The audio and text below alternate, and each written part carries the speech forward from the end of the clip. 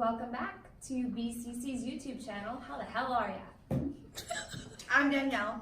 And I'm Jamie. And we're awesome. Are you sure you didn't have a shot of tequila? Yeah. No, I wish I did. Today we'll be talking about women in business.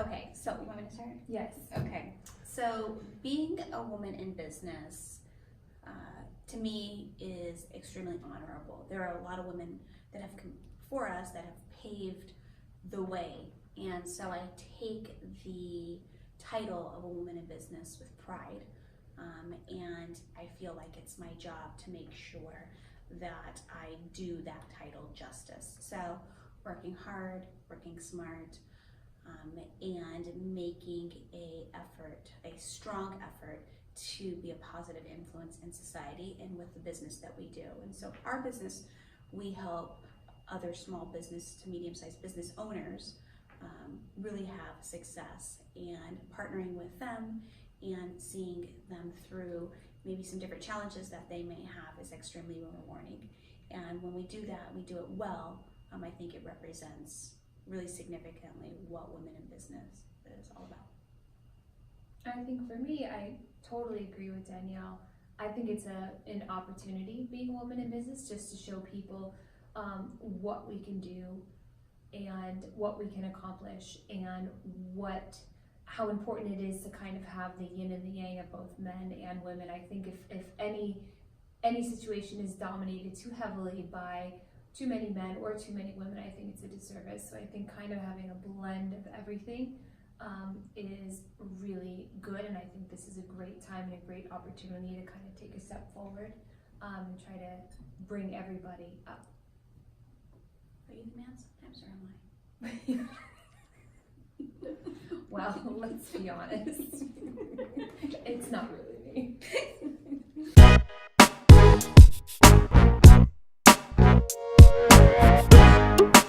Myself as a person in business, I don't necessarily distinguish that I am any different than any other entrepreneur or business owner. I believe I was given the same capabilities as man, so I don't distinguish the difference, but I don't think society sees it that way. I think when you're introduced into society as an entrepreneur or business owner, they attach the gender to that, and so I have the mindset that we are business owners, and we have the same capabilities as everybody else in business. I agree. I don't really see myself as a woman business owner. I see myself just as a business owner, and I think our goals and our struggles and our risks and everything is all the same. So for me, I take a lot of pride in being part of that circle. So for me, it's not necessary to differentiate. Obviously, I do think being a woman affords us a certain advantage in certain aspects of it, and I think that there's things that we can bring to the table that certain people can't. But I don't think it's just because I'm a chick. I think it's because we're awesome.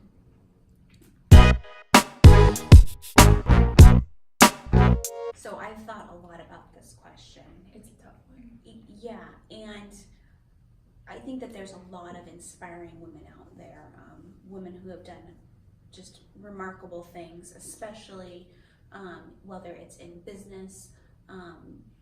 There's women who have amazing athletic ability, but I think that the two women that inspire me the most, and I think it's because I have a real interpersonal connection with them, and I understand what their life has dealt them, what they have to have endured, is my mom and my sister. Those are the two people that inspire me the most.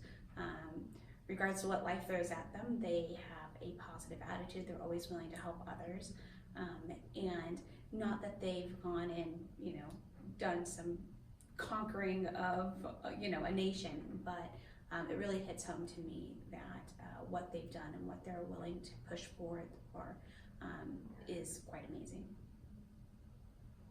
And when Brandis asked us this question, I kind of tried to dig really deep for a woman that inspired me. And I just found that there's somebody that really inspires me in business, and it happens to not be a woman, and it has nothing to do with anything but because this person kind of in doing business and in created a product kind of inspired a movement, and that's Blake McCoskey of Tom's. I love the idea that he created a product that was it was stylish and it was affordable, and it was a really great product, but more importantly, he kind of created a movement. So if you're not familiar, Tom's is where you buy a pair of their shoes and then they donate a pair of shoes to somebody in need.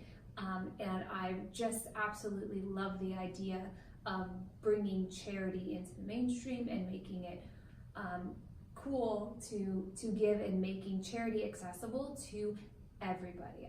That's such a brand new, groundbreaking idea, and it's awesome, and it just makes it brings a lot of attention to the idea that there's other people in the world that need help on a daily basis, and that everybody, no matter who you are, can have an impact, and I love everything about that. So I can answer this one. When did I decide to become an entrepreneur? When this one told me that I was going to become an entrepreneur. Honestly, I never thought about it. My husband's an entrepreneur, and it scares the shit out of me. I didn't think I had it in me, and I still question whether or not I have it in me every single day, but it's this one that kind of pushed me and told me, no, you can do it. No, we're gonna do it. Okay, we're doing it right now. It's happening. So I don't have an awesome answer to that question. I would absolutely agree with that, this one. It's funny how life in its complexity sometimes works out, and this is what is created from it. But I don't think that there was ever necessarily a calling that we were, hey, this is what we are doing. Some things happened, and we wound up partnering together on a couple things and said, hey, we're really good at this. So the clouds didn't part and like the heavens didn't descend on you and say like this is your path. They might have. But I definitely agree. Like this one, this is how it happened. You know that saying, shit happens? Yeah. That's kind of how it happens.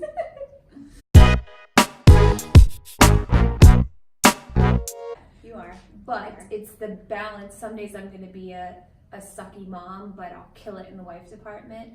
Or some days I'll be a sucky business partner, but I'll kill it in the mom department. And all of those, like at the end of the week, it's kind of the totality of everything, because I can't kill it in all aspects every day. I would love to, but I haven't quite figured it out yet.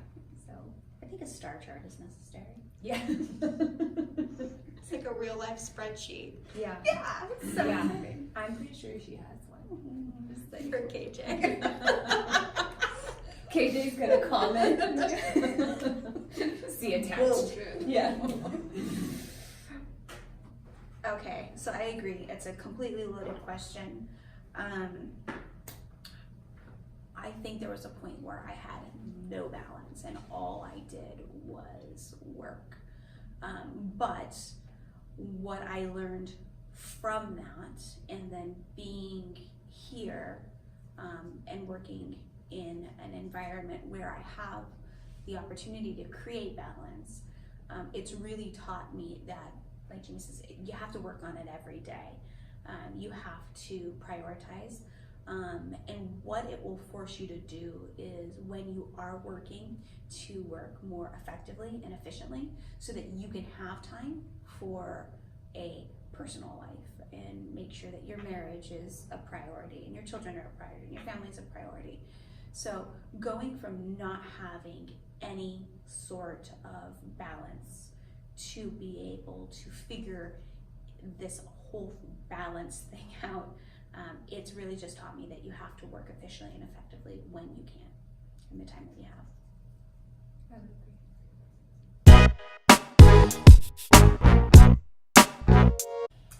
Well, I think when you ask a question like that, there's a legacy that I want to leave in business. There is a legacy that I want to leave to my children, and then a legacy that I just want to leave to life, anybody that's listening. I think in business, what's really important to Danielle and I is we feel like small businesses are so massively underrepresented, and there aren't resources available. Or really important to us is that small businesses are able to get the kind of attention and the kind of service that, you know, that a large business would get. And we want to make sure that that's available to them, and whether that's customer service wise or getting a website built, getting marketing questions, getting QuickBooks questions answered, learning how to do forecasts. We want to make sure that one of the legacies that we as BCC leave is that small businesses know that we've got their back and that we're a great resource for them. And if you want to start a business, it doesn't have to be scary. It doesn't have to be intimidating. We don't want there to be any barriers to entry. If you have a dream and you have the determination, we want to be able to provide the resources and able for you to get moving and get started. And that's really important for us in business, to get started. And then obviously, for my kids, I want to make sure that they understand how hard I worked and that I had a dream that I was absolutely terrified to pursue, but I did it and I killed it. And I enjoyed the hell out of every moment. Hard times and fun times. I want to make sure that they understand that it's a struggle, but it's an important struggle, and you'll know from it. I really want my kids to be able to get that from the work that I'm doing. I would ditto and replicate everything that Jamie said about the legacy that we want to leave in business. And then as a personal legacy, I think that it's important that the legacy that I leave is that it promotes the fact that throughout my time here that I really lived a moral and ethical life, that I worked hard and it paid off, and that I was here to serve and help people. And it kind of obviously resonates a little bit and it correlates with our business philosophy, but I think that's important as well in my personal legacy. And then when I have children, it's the same. You work hard, it pays off, and that you need to live right, live a stand-up life. I feel like we're gonna have to exclude some experiences in our 20s if you want there to be a moral legacy left. There is a dark period that we've referred to, Yes. so we'll just bring that back as the dark years. Yeah, thank God there's no evidence. No social media back. Yeah.